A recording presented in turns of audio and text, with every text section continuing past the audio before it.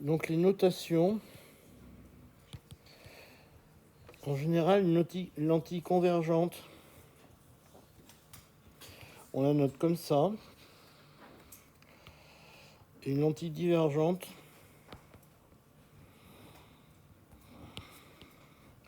on la note comme ça vous évitera de faire des demi-cercles dans tous les sens. Je ne sais jamais trop comment ils sont. C'est beaucoup plus simple de noter comme ça. Alors effectivement, quand vous avez... Il vous a appris les méthodes pour construire les images ou pas? Non, pas encore. Non. Bon. Alors effectivement, quand vous avez une lentille convergente à l'ordre 0, on va dire qu'ici on a un petit sapin, vous allez mettre un petit bonhomme là, tac, tac, tac, tac, avec un tête. Bon, je vous expliquerai comment on le construit après, mais vous allez avoir un petit bonhomme comme ça avec la tête en bas. Alors ça, c'est une image réelle. Pourquoi? Parce qu'elle est dans l'espace, dans l'espace image. Sachant que là, on a l'espace objet. Par contre, si je prends une lentille divergente, mon petit bonhomme, il est là. Et puis sa réponse, elle est là. Alors, est-ce qu'elle est plus grande, plus petite? Bon, c'est en fait, dans ce cas-là, on va dire qu'il est à peu près pareil. On s'en fiche. C'est l'exemple, c'est ce que je veux compter. Donc, vous voyez que l'image, elle est dans l'espace objet.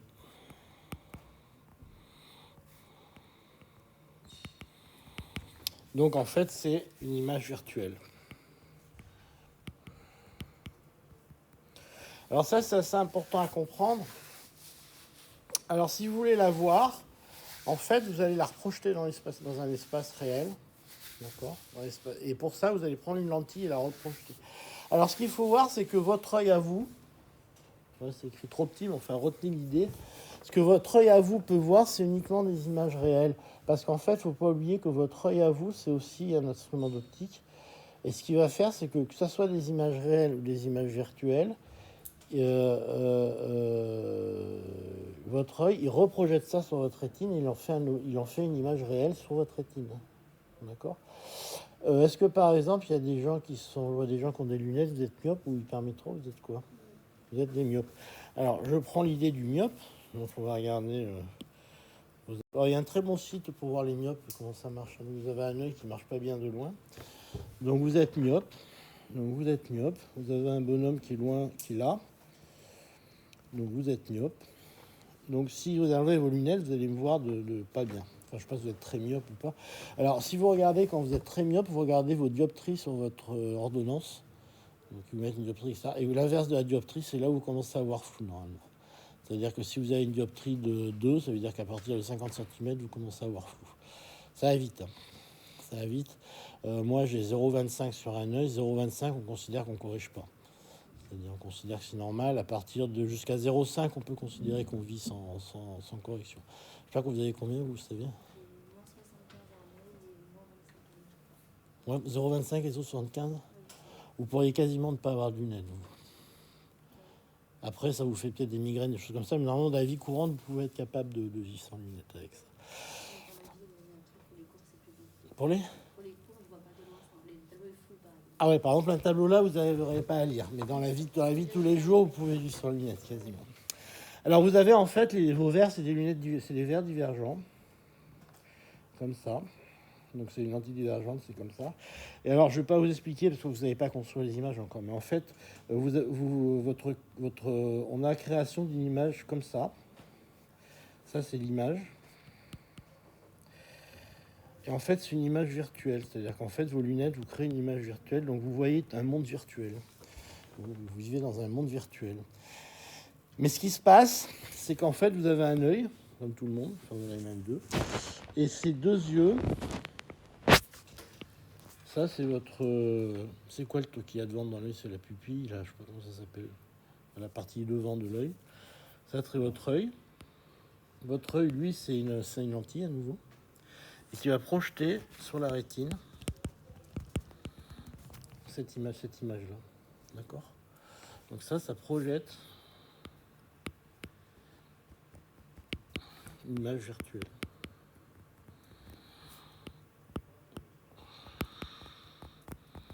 Et donc, cette image virtuelle est projetée et vous voyez sur la rétine. Et ceux qui n'ont pas de lunettes, c'est directement cette image-là qui est projetée sur la rétine. Ça, on le fera en TP, simplement, vous mettez à la place de l'œil, vous mettez une lentille, vous mettez un carton à la place de la rétine, et puis vous voyez ce qui se passe dans un œil. Ok. Alors, ce qu'il y a de bien avec l'œil, c'est que l'œil, il a une distance focale, vous voyez, cet œil-là, il a une distance focale qui varie, parce que quand même, on est bien foutu. Enfin, cet œil a une distance focale qui varie, mais le problème, c'est que le sien, il varie pas assez, donc on est obligé de l'aider un peu en mettant ça ici. Et le mien, il voit pas bien de près parce qu'il a perdu son amplitude de variation. Comme je suis vieux, il est un peu dur et donc il perd son amplitude de variation. Voilà, donc les images virtuelles, si on veut les voir, il faut qu'on les reprojette quelque part. Donc l'œil humain, on le reprojette sur la rétine, et si on ne veut pas faire ça, on prend une lentille, on le reprojette sur un carton. Ok. Donc ces histoires de virtuel et réel, c'est important de bien le comprendre. Et c'est pas compliqué, on a toujours l'impression que c'est très compliqué, mais en fait c'est simple. Voilà. Alors on va revenir sur cet exercice.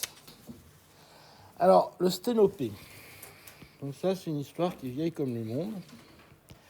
Vous prenez une boîte, vous faites un trou. Alors premièrement, l'image est inversée. Bon, alors, je ne vais pas vous expliquer pour ça, c'est un peu compliqué. Mais le principe c'est que l'image est inversée dans un sténopé. C'est vrai dans un appareil photo, si vous savez, dans un appareil photo, l'image elle est inversée. Le haut et le bas sont inversés. Si vous avez un appareil photo, ça vous n'avez pas connu ça, mais un appareil photo où vous n'avez pas de prisme pour voir, si vous regardez directement sur le négatif, l'image est inversée. Alors le trou il est en C, hein. Ça c'est pas...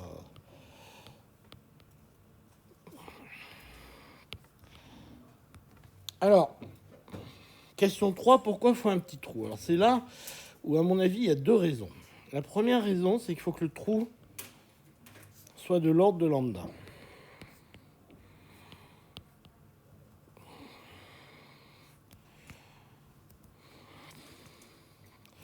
Autrement dit, si vous faites un trou... Ah, parce que si vous voulez, ce qu'il y a derrière, c'est les problèmes de diffraction. Donc ça, vous ne les avez pas vus. Mais derrière, ce qu'il y a des problèmes, c'est les problèmes de diffraction. Si vous faites un trou qui est très grand devant la longueur d'onde, ben, vous le voyez, une vitre, c'est un trou. Bon, jusqu'à maintenant, je ne vois pas l'image de l'arbre sur le mur. Ça se saurait. D'accord? Pourquoi? Parce que ma vitre est très très grande devant la longueur d'onde. Donc j'ai aucun effet de lentille. Si je voulais voir l'arbre sur le mur, il faudrait d'abord que je fasse le noir quand même, puis que je fasse un trou de la taille de la longueur d'onde, et là je pourrais voir l'arbre sur le mur, à condition que je fasse assez, le noir assez, parce que le problème c'est que dans ces trucs-là, on n'a pas de luminosité. Parce que si je fais un trou petit, ben, je perds de la lumière, là j'ai pas le choix. D'accord? Le deuxième problème, c'est que si je fais un trou, même si je respecte ça, si je fais un trou qui est trop grand, d'accord, chaque point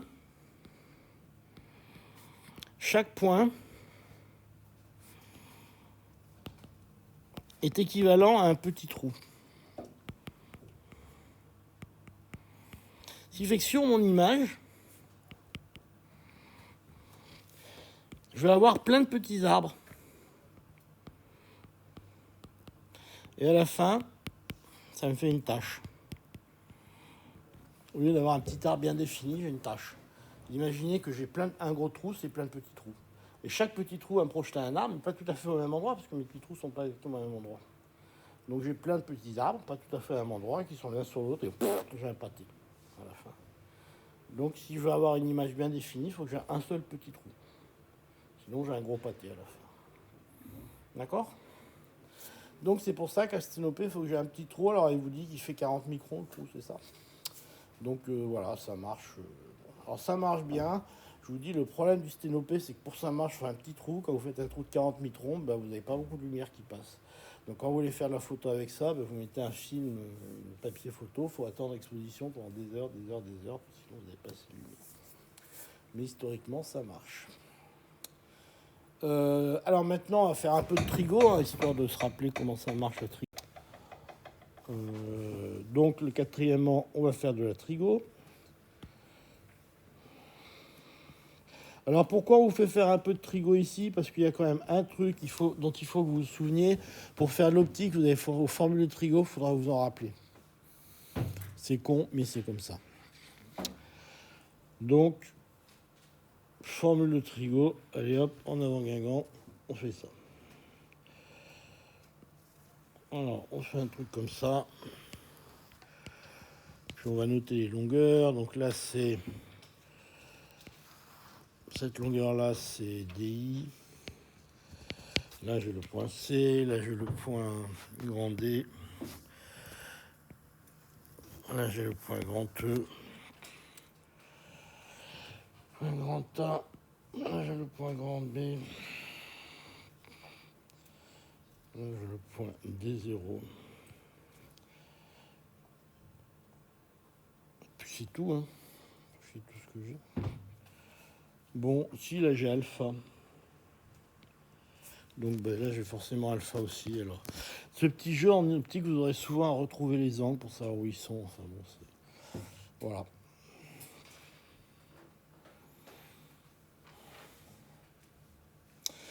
Donc, ils vous disent d'exprimer tangente alpha en fonction de D0 et H0. Bon, ben, tangente alpha, vous savez que tangente alpha, c'est l'adjacent sur... Enfin, c'est l'opposé sur l'adjacent. Donc, c'est égal à AB sur D0. Et c'est égal aussi à DE sur DI. Ok. Mais alors vous avez aussi un truc. Ah oui, alors par contre, vous savez aussi. Bon, alors on va jouer un peu avec ça. C'est que vous avez quand même Thalès qui intervient là-dessus. C'est-à-dire que vous avez AB sur DE qui est égal à D0 sur DI. D'accord. Ça, c'est le théorème de Thalès qui vous dit ça. Vous voyez, le théorème de Thalès, il vous dit que cette longueur-là est égale à cette longueur-là sur cette longueur-là. Ça, c'est quand vous étiez tout petit, vous avez vu ça. Vous vous rappelez aux souvenirs de collège. Je sais pas ce qu'elle fait sur son téléphone, mais elle est à fond. C'est le groupe. Ah, c'est le cours. D'accord. Donc, si on met tout ça ensemble, ça nous fait quoi? Ça nous fait que tangente alpha. Donc, j'écris tangente alpha. Donc, j'ai AB sur D0. Donc, AB sur D0, ça nous fait... AB sur D0, ça nous fait DE fois D0 sur DI. D'accord. Voilà, ça c'est l'expression de tangente alpha. Et DE sur DI, ça nous fait AB. AB fois DI sur D0. Voilà.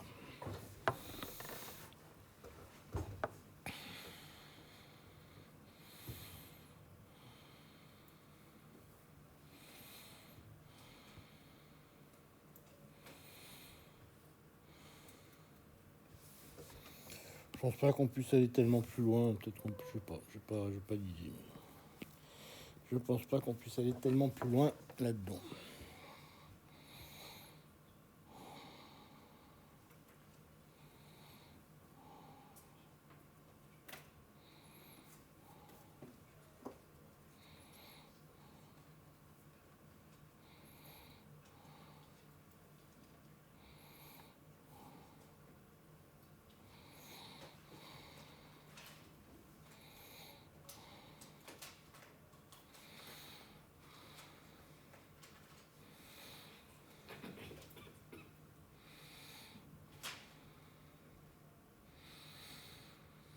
Bon, ça c'est un petit jeu, puis après c'est fini, il y a autre chose encore à faire.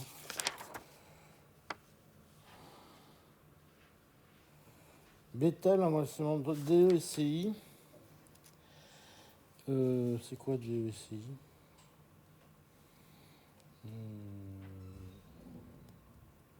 C'est lequel CI? Qu'est-ce qui va sortir? Voyons voir ce que c'est que CI.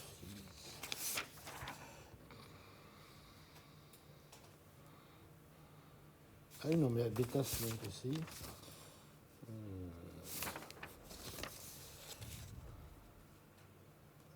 Ouais, non, mais... Donc, ils vous disent, on appelle bêta l'angle entre 2 et CI. Bon, vous avez trouvé de façon évidente. Vous trouvez de façon évidente que vous avez bêta qui est égal à alpha. Je pense que ça vous a paru tout de suite évident.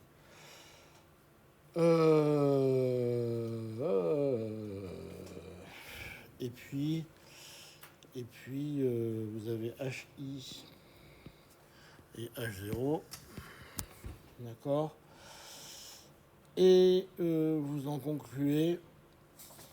Et donc vous écrivez que tangente alpha est égal à DE D0 sur DI. Et HE, ça s'appelle H0 D0 sur DI. Et c'est égal aussi à AB DI sur D0. C'est égal à HI. C'est un HI ici. DI sur D0. Et donc vous obtenez quoi? Vous obtenez ce qu'il vous demande. HI sur H0 est égal à DI sur D0.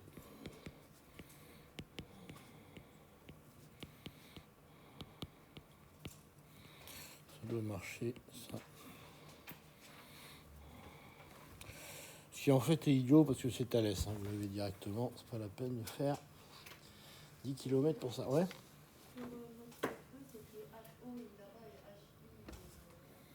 Où ça?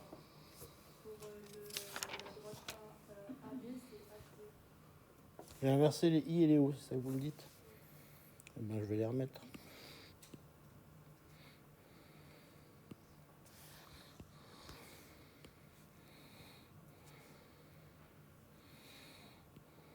Comme ça?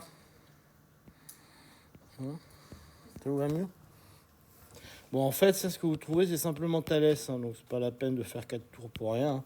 Vous voyez que le théorème de Thalès, il vous dit simplement que ça sur ça est égal à ça sur ça. Bon, c'est pas la peine de faire 10 km de trigo pour trouver ça.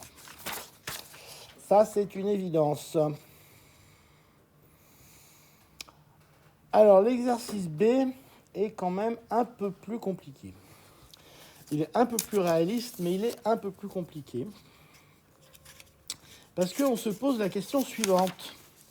On se pose la question suivante. Nous prenons un appareil photo, qui est un appareil photo numérique. Et cette fois-ci, au lieu de mettre un œil ou une plaque, on va mettre à la place de notre carton au fond un capteur numérique. Alors, est-ce que tout le monde sait comment est fait un capteur numérique? Vous en avez tous un dans votre téléphone. Donc, un capteur numérique, c'est fait comme ça. Vous avez une certaine dimension.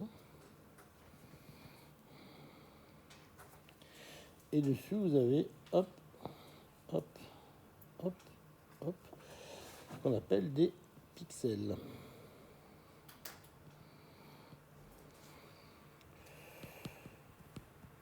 Et on vous donne toujours, ce qu'on vous vend, c'est le nombre de pixels. Donc on vous vend nombre de pixels. Donc c'est par exemple X mégapixels. Donc ça vous l'avez, je pense que quand ils vous vendent vos téléphones, ils vous disent toujours il y a X mégapixels dessus. Ce qui est important aussi, vous allez voir pourquoi, c'est la taille du capteur.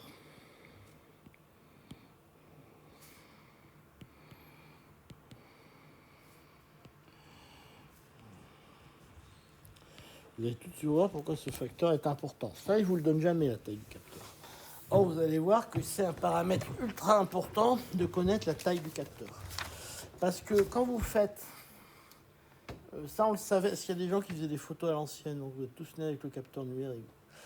Il y a deux choses qui sont importantes. Vous avez la résolution, mais vous avez aussi la sensibilité, la luminosité.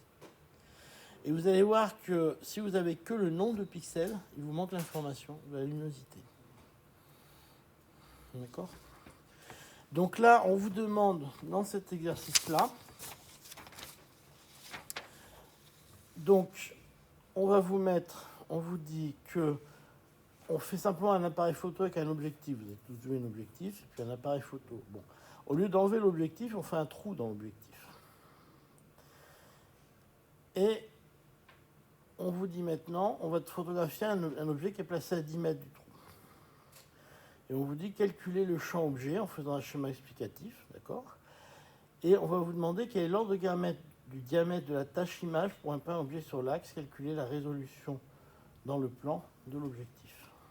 D'accord? Donc en gros, on vous demande avec un capteur qui fait cette taille-là, quelle est la résolution qu'on peut avoir. Donc la résolution, c'est simplement quels sont les 2 points que je suis capable de séparer sur mon image. D'accord? Donc ça, c'est important. Alors c'est ça qu'on vous mesure en fait. Quand on vous mesure les dixièmes chez l'opticien, c'est pas une note sur 10. Hein. D'accord? C'est une résolution. Alors, je ne sais plus exactement comment elle est définie, mais vous pouvez monter au-dessus de 10. Parce que ça veut dire 10 dixièmes, c'est le nombre de traits que vous êtes capable de séparer sur une ligne. D'accord? Donc vous pouvez monter à 12 dixièmes. D'accord? Ça peut être 12 traits séparés de 10 sur un intervalle. Je sais pas. Vous regarderez sur Internet comment c'est défini. 10 dixièmes, c'est la moyenne pour un œil qui voit bien. Il est capable de séparer 10 traits, je ne sais pas quoi. Alors, si vous voulez un exemple normal, un œil qui voit à peu près bien, sa résolution, c'est quand vous regardez les cheveux de quelqu'un. Alors, si vous ne prenez pas les cheveux d'une blonde, ou d'un blond, excusez-moi, c'est sexiste ce que j'ai dit, parce que c'est plus difficile. Mais si vous prenez les cheveux, par exemple, elle a des cheveux assez noirs, ça marchera assez bien. Je ne dis pas ça parce qu'ils sont noirs, parce que les cheveux noirs sont plus épais. Normalement, si vous regardez sa chevelure, vous devriez être capable de distinguer les cheveux. D'accord? Ça, c'est à peu près le seuil de résolution d'un œil qui voit normalement. D'accord. En plus, elle a une chevelure qui tombe bien, donc c'est assez facile à voir. Vous regardez ses cheveux, vous devriez être capable de distinguer les cheveux un par un. Ça, c'est le seuil de résolution d'un œil humain à peu près normal. D'accord. Si vous prenez un rapace, c'est bien meilleur.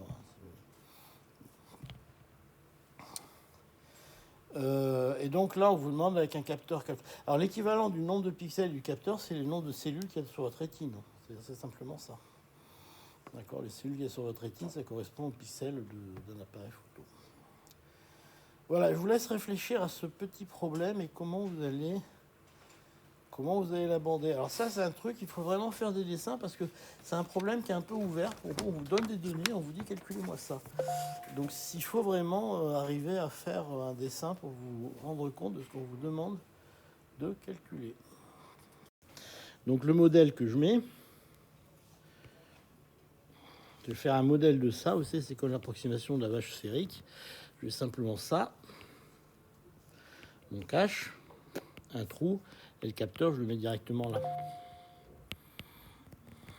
D'accord? Donc c'est ça que je fais comme modèle. Okay, et c'est là que je mets toutes les distances. Alors un capteur de face.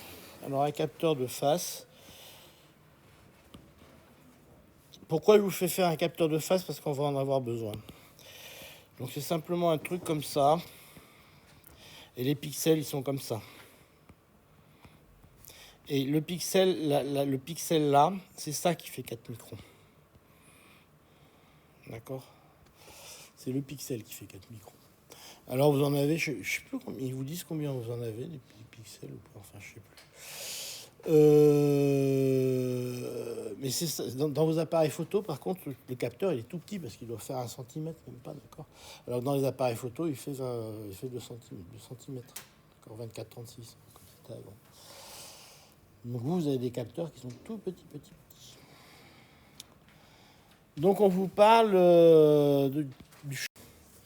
Donc en fait, ce qu'on vous dit, c'est que vous avez ici votre machin, votre fût avec le capteur, là, puis ici votre trou. Et on vous dit le champ image à 10 mètres. Donc en fait, votre capteur, il est là. Et puis le champ image à 10 mètres. Et on vous dit en gros comment... Alors, voilà, ça fait ça en gros, d'accord? Donc le champ objet, c'est lui.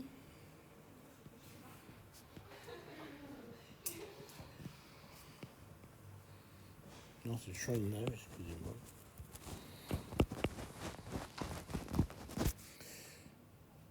Puis le champ objet, c'est lui. Est-ce que vous êtes tous d'accord avec moi?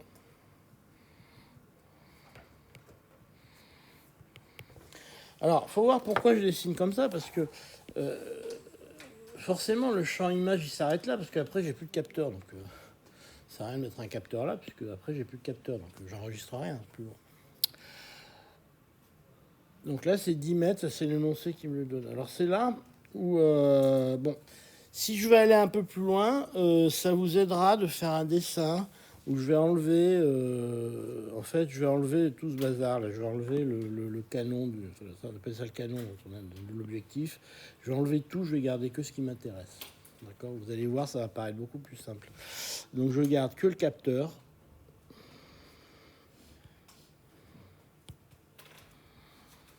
Ici, j'ai mon trou C.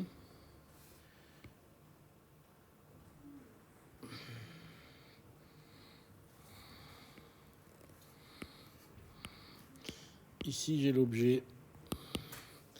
Ici, j'ai l'image. Voilà. Là, j'ai 10 mètres. On va l'appeler la distance grand D. Ici, j'ai petit d. Ici, on va l'appeler comment? On va l'appeler petit h. Et ici, j'ai grand H. Bon, je pense qu'une fois que vous avez dessiné ça, on vous demande petit h en fonction de grand D, c'est ça, les petits h. Je pense que ça vous paraît assez évident comme ça. C'est à l'aise. Par contre, c'est vrai que si vous regardez sur un truc comme ça, et même il y en a beaucoup qui ont vu regarder sur des capteurs, etc., c'est peut-être moins évident. Mais une fois qu'on a dépouillé le problème de tout, bon, ça paraît pas sorcier de trouver ça.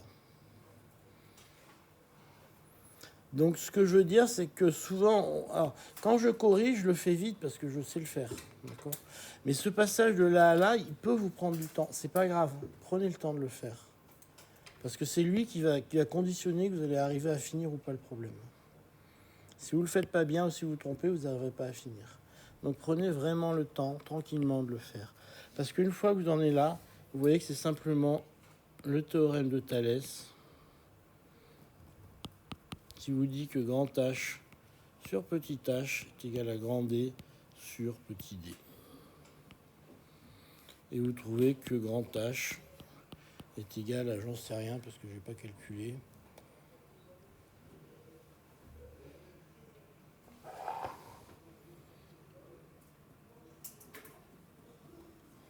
ah oui, parce qu'il n'est pas homogène, donc il y a longueur et largeur. C'est égal à 4,5 mètres dans un sens et puis dans l'autre sens. Donc c'est 4,5 mètres. Alors, je vais vous dire le champ.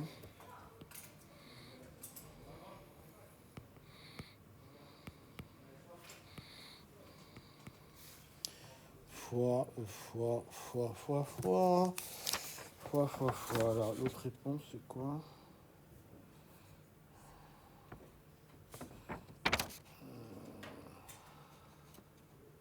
Fois 6,7 mètres.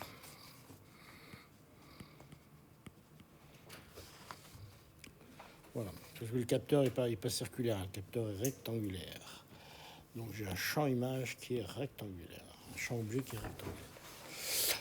Est-ce que c'est un peu plus clair pour tout le monde? Ouais. Non? Si? En tout cas, vous êtes silencieux.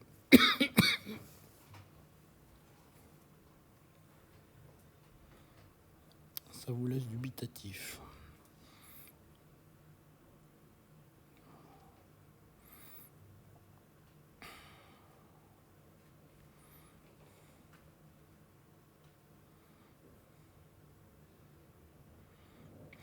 Bien, donc après on vous demande quoi? Après on vous demande de calculer la résolution de cet appareil.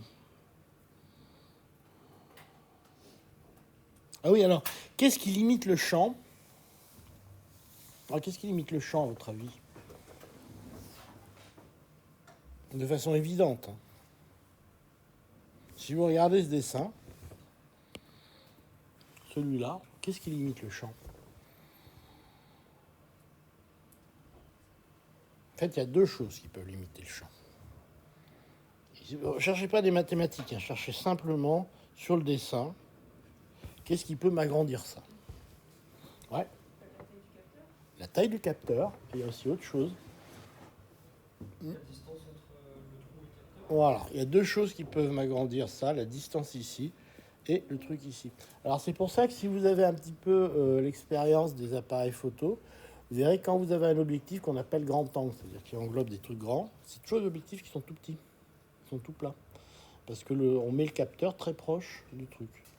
La deuxième chose, c'est que si on veut pouvoir faire des objectifs grand angle, il faut qu'on ait des grands capteurs. D'accord ?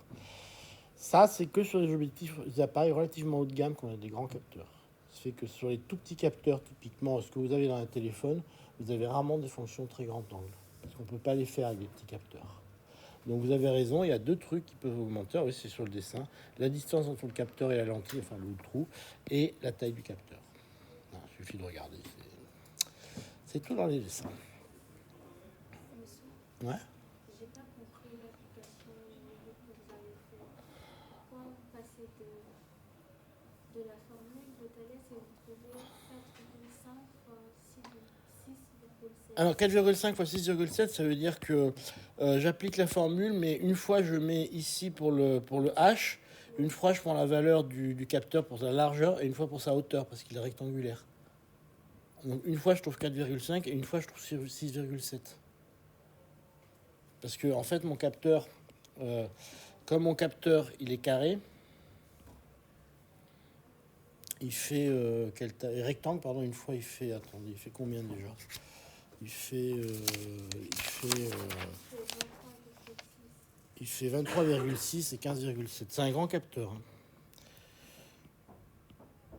C'est un capteur format plein format qu'on appelle. Et 15,7.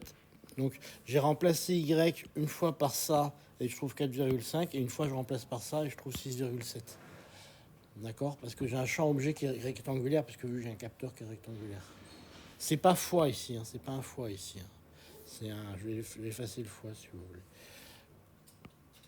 C'est un slash si vous voulez. C'est la largeur et la hauteur de mon champ objet. D'accord? Du coup, c'est 33,6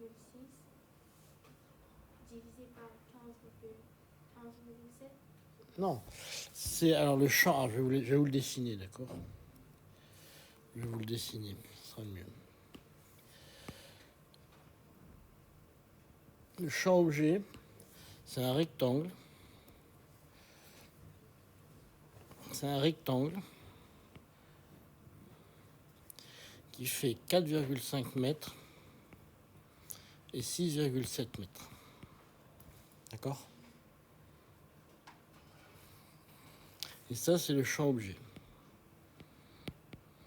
Et ça, c'est le champ image. D'accord? Donc pour obtenir ça, je prends simplement les dimensions du champ image et je les mets dans cette formule-là et j'obtiens ça. D'accord? Donc vous pouvez essayer. Si vous voulez, vous faites grand D sur petit d fois petit h et vous remplacez petit h une fois par ça, et vous allez obtenir ces dimensions-là. Vous avez l'air perdu. Non? Qu'est-ce qui vous pose problème là-dedans? En fait, ma question, c'est comment passer de 23,6 et 15,7 à 6,1 et 4,7. Parce que quand je cherche le petit h, je fais un grand H. Attendez, attends qu'il soit passé parce que je ne pas là. Ouais, allez-y. Quand je cherche petit h, je fais grand H fois D fois petit d sur grand D. Du coup, pourquoi vous trouvez ça? Ouais. Mon dessin, j'ai ici le capteur petit h. Mais le problème, c'est que petit h, mon capteur, il n'est pas circulaire. Il est rectangulaire. Donc, il faut que je fasse le calcul pour les deux dimensions de mon capteur.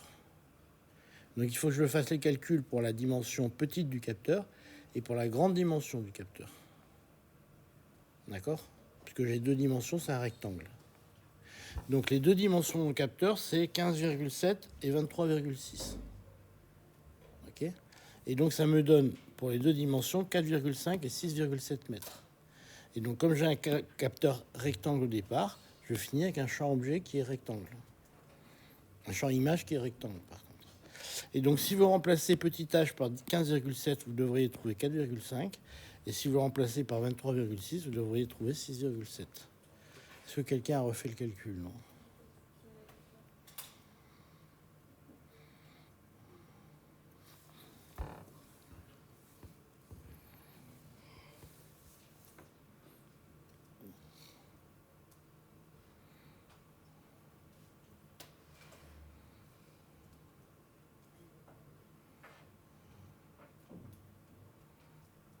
C'est bon?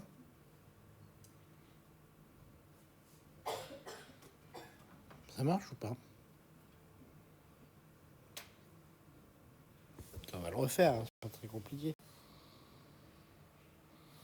Un peu plus grand, parce que c'est presque ça votre idée. On va considérer le capteur, et ce qu'on va dire,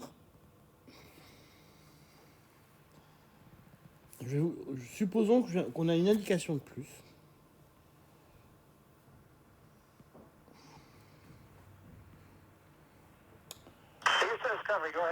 On va supposer qu'on a la distance petit d entre les capteurs.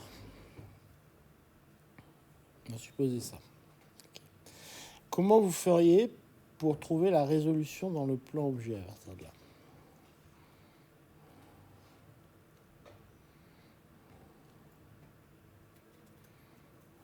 C'était presque votre idée, hein, c'était pas loin ce que vous aviez. Est-ce que du coup là c'est la distance entre... Je comprends pas ce que vous avez rajouté. Je regarde la distance que j'ai entre 2 pixels sur mon capteur. Et je cherche la résolution sur l'objet. Alors à votre avis, comment les deux sont reliés?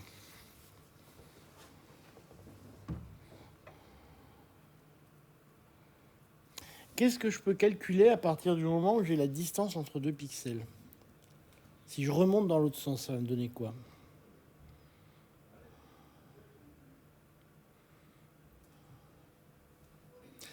Imaginez qu'à partir de la distance D entre 2 pixels, on va appeler ça D capteur, si vous voulez.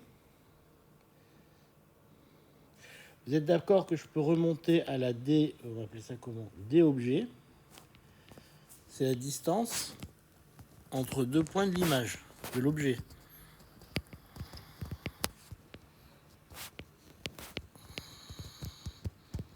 Est-ce que vous êtes d'accord avec moi? Moi, ce que je prétends, c'est que je ne pourrai jamais résoudre un truc plus près que ça. D'accord? Donc, la différence, la distance entre 2 points qui me sont donnés par les 2 capteurs les plus proches, ça me donne ma résolution. D'accord? Je ne peux pas aller plus proche que ça. Donc, si on suppose qu'on a... Alors, le problème, c'est qu'ils ne nous donnent pas le nombre de capteurs. Alors ça, je ne comprends pas pourquoi ils nous font ça. Mais on va supposer qu'on a 1 million de capteurs. On suppose... Je le fais avec vous, mais on suppose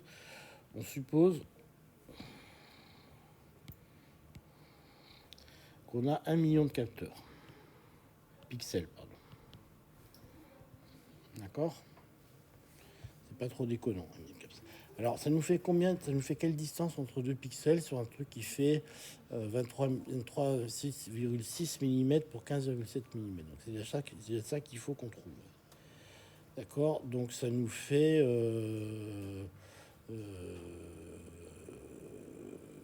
23,6 par 15,7.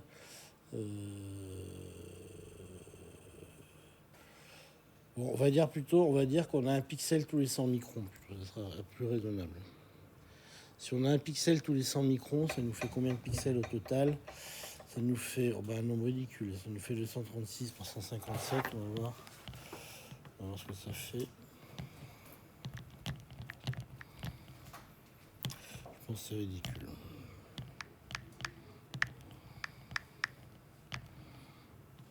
C'est 300 000. On suppose qu'on a un pixel tous les 10 microns, d'accord?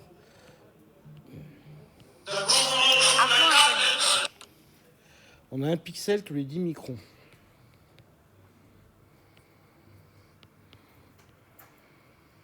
D'accord? Un pixel tous les 10 micromètres, ça nous fait en gros qu'on a, on a 2360 pixels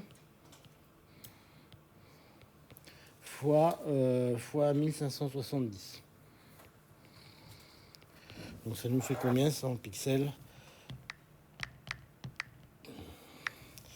1570. Ouais, ça nous fait de l'ordre de 3 mégapixels. Donc c'est pas énorme. Hein. C'est pas énorme. D'accord? Donc on a 10 microns entre 2 pixels. Bon, donc la résolution à 10 mètres, c'est facile. On va supposer qu'on a ici toujours l'autre champ.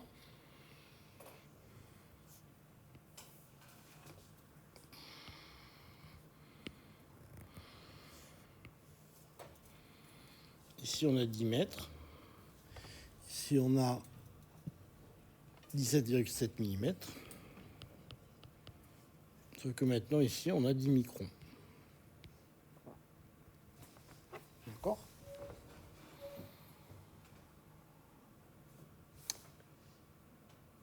Et ben donc, il suffit de calculer. Ça nous fait 10 mètres sur 17, c'est des millimètres, là, je suppose. 17 mm. Faites-le avec moi, vous verrez si je ne me plante pas, quand même.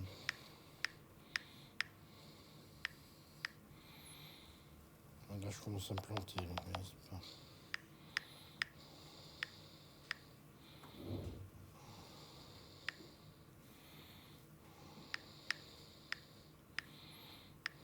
Merde.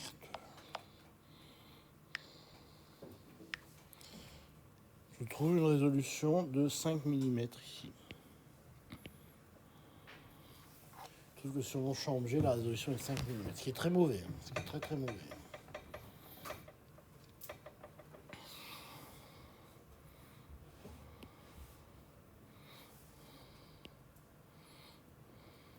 Alors c'est mauvais parce que 3 mégapixels sur un capteur de plein format, c'est absolument nul. Hein.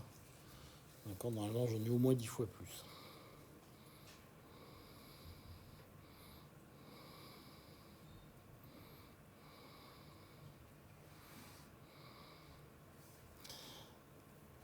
Alors, il y a une question quand même qui se pose. Alors, il y a un truc qui est très subtil là-dedans.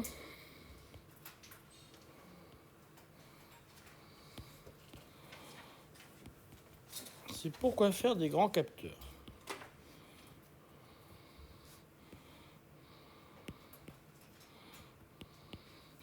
Donc ce que vous avez vu en fait, c'est qu'en fait, l'idée simplement, elle est toute con, hein, c'est que j'ai un capteur qui est là, il me chope le point image qui est là, celui d'à côté, il me chope le point image qui est là, donc la résolution, c'est de donner simplement celui-là, il chope le point qui est là, celui-là, il chope le point qui est là, donc si je veux avoir une bonne résolution, il faut que celui-là soit plus près que celui-là. C'est tout bête. Hein. En fait, il y a d'autres facteurs limitants, mais enfin, essentiellement, l'idée, c'est que plus ils sont proches, plus ils vont être résolus. Donc, il faut que je les mette le plus proche possible. Le problème, c'est que j'ai quand même un intérêt à faire des grands capteurs. À votre avis, quel est l'intérêt de faire des grands capteurs? Il y a un autre intérêt qui n'est pas celui de la résolution de faire des grands capteurs. Ceux qui font la photographie en dehors de la netteté, il y a quoi qu'on règle sur un appareil photo?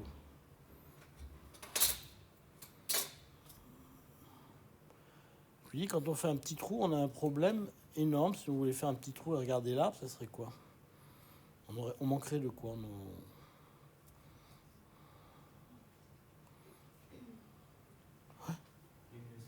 Voilà, on aura un problème de luminosité. C'est-à-dire que faire des capteurs, c'est bien, mais si on veut qu'il y ait assez de luminosité, il faut faire des grands capteurs. Pour que ce capteur-là, il chope celui-là, ce capteur-là, il chope là. Mais si mon capteur est trop petit, il ne chope absolument pas de lumière. Donc si je veux choper ce point-là, il faut que je fasse un grand capteur. D'accord? Donc, quand je fais des grands capteurs, je gagne en luminosité.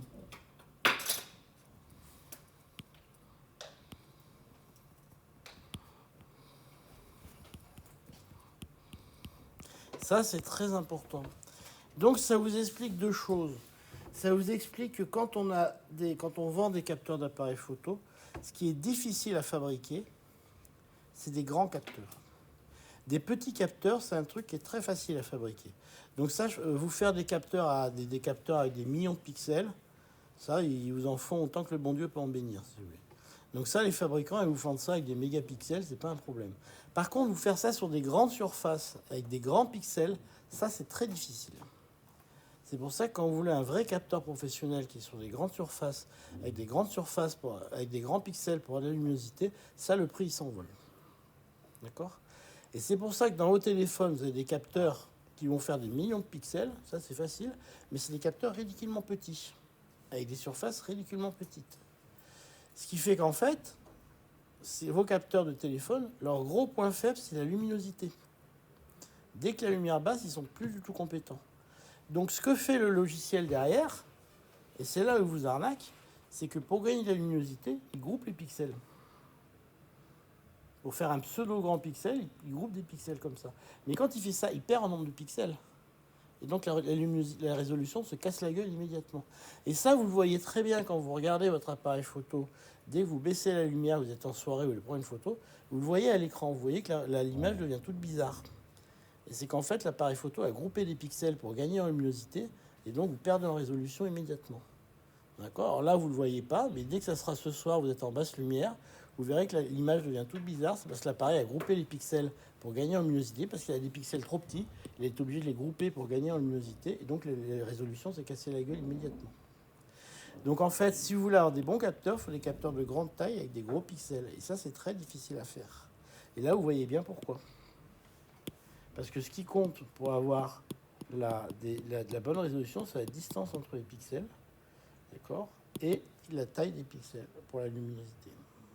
Okay, donc c'est ça qui vous fait un bon capteur. Okay, mais c'est presque l'heure en fait. Non, il nous reste quand même de quoi faire un exercice. Et on fait un miroir ou on laisse pour la semaine prochaine le miroir?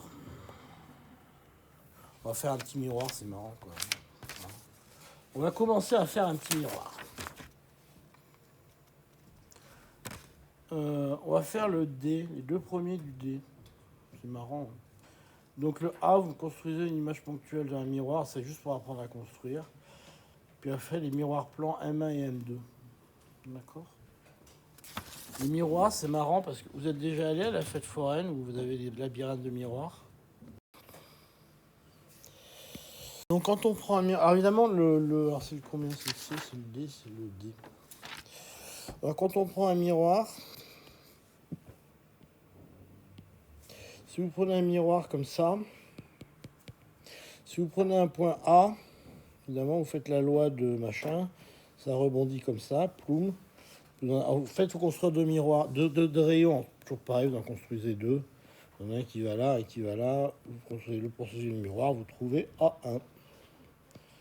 C'est facile. Alors, si vous avez un B ici, point B, vous faites la même chose. Poum, poum, poum, poum, poum, poum, poum. Et normalement, vous trouvez qu'il est inversé, le B. C'est comme ça, c'est juste hein, ce que je fais, non? Je crois que c'est juste. Et vous trouvez qu'il a inversé le B. Bon, voilà. Donc ça, c'est facile. Retenez la technique, il faut prendre deux rayons. D'accord, vous trouvez la solution. Et en général, vous en avez toujours un qui est facile, c'est celui qui passe par ce qu'on appelle l'axe optique dans les lentilles. C'est ce qu'on appelle l'axe optique. Celui qui arrive tout droit, enfin, c'est assez facile. Vous en trouvez un qui va bien. Alors les constructions, vous allez en faire des tonnes. C'est bon, voilà. Une fois qu'on a l'habitude, c'est vraiment facile, les constructions. Alors maintenant, les deux miroirs qui sont en coin. Alors, ça se construit comme ça. Vous avez un coin. Poum, poum, poum, poum, poum, poum. Vous avez A1. Non, pardon. M1 et M2. Et puis, j'ai mon point A qui est là. Alors, en fait, il y a un truc qui est vachement facile, déjà, c'est qu'on peut faire A1.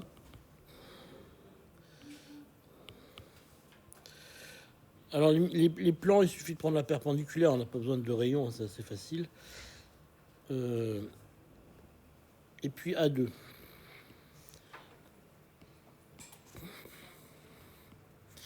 Alors là, par contre, pour faire A1,2, on va quand même être obligé de prendre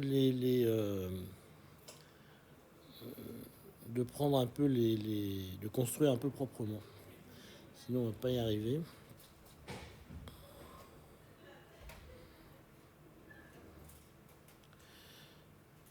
Donc tout ça, c'est des images virtuelles, hein, vous aurez remarqué. Bon, A1, il est pas bien, il est plus loin hein, quand même. Il est plutôt par là. Voilà. Alors pour construire l'image de A1, alors regarde, ça va être super mal dessiné, donc vous ferez gaffe. On va prendre 2 rayons.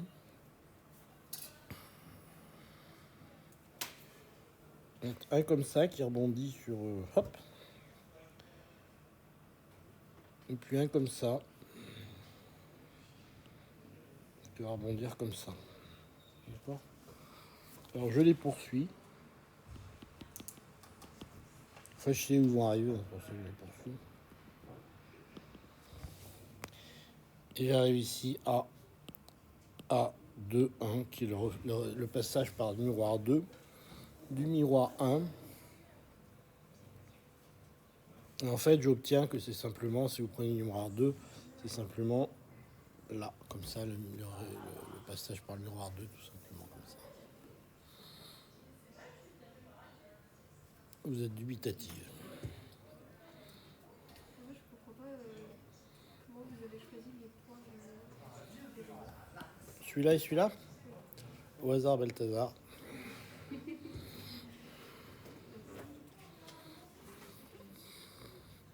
Très bon film que je vous conseille.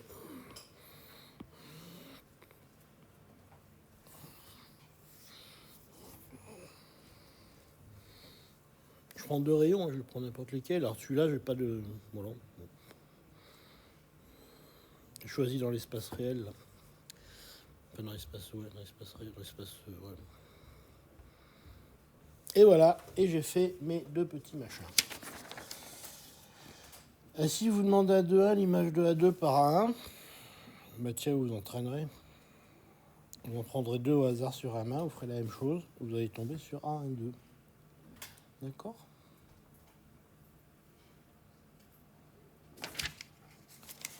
On n'a pas beaucoup d'exercices hein, sur cette feuille. Hein. Alors l'optique sur internet, vous avez des tas de montages, vous avez tout, des exemples, tout ce que vous voulez, donc c'est assez bien fait. Et alors vous avez une fac, je ne sais plus laquelle en France, qui font des tas de montages interactifs. Donc vous pouvez grossir un truc, diminuer un truc, pour voir comment ça se passe, tout ça. Avec des beaux dessins. Donc tant qu'il n'y a pas de lentilles, c'est pas trop chiant. Quand il y a des lentilles, ça devient pénible. Quoi.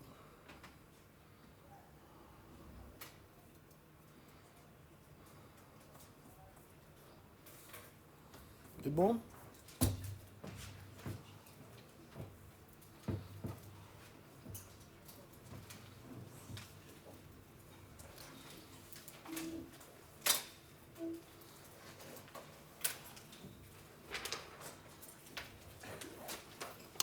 Je vous remercie.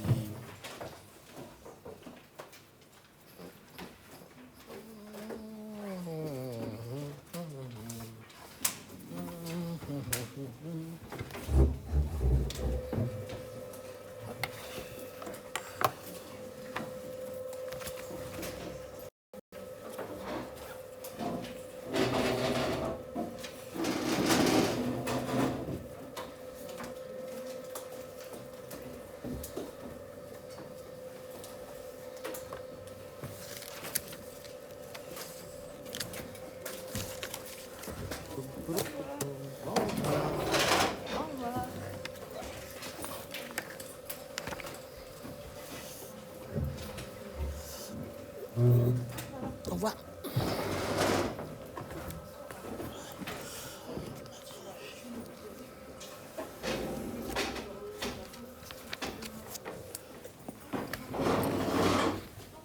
Au revoir.